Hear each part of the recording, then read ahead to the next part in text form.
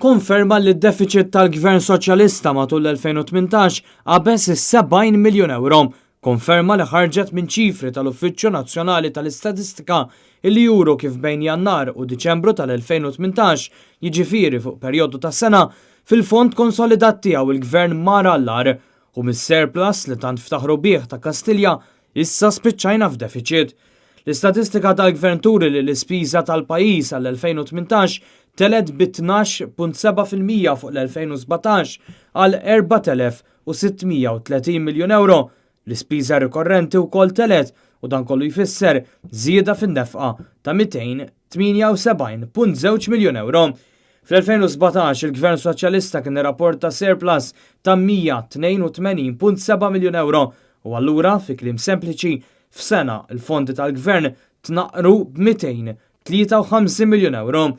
Iċ-ċifri huma inkwetanti anke għaliex huwa fatt magħruf li ħafna mit-dħul il-Gvern qed jirreġistra fl-aħħar snin ġej mill-beħ tal-passaporti lil barranin u mhux għax għandu xi pjan kif ikabbar l-ekonomija, ħlief billi jkompli jġib lejn pajjiżna eluf ta' barranin.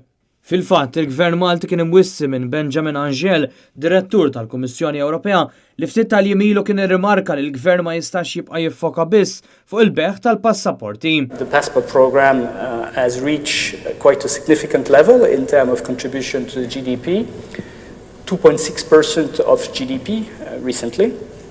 We expect those proceeds to go down.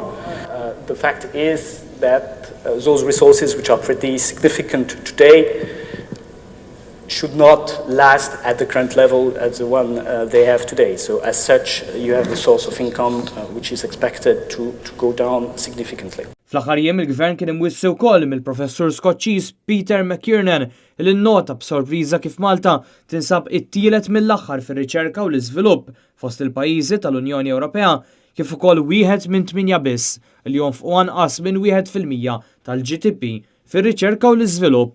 Qal li dan huwa ta' tħassib għal pajjiż li għandu bżonn ikun innovattiv biex ikompli avvanza.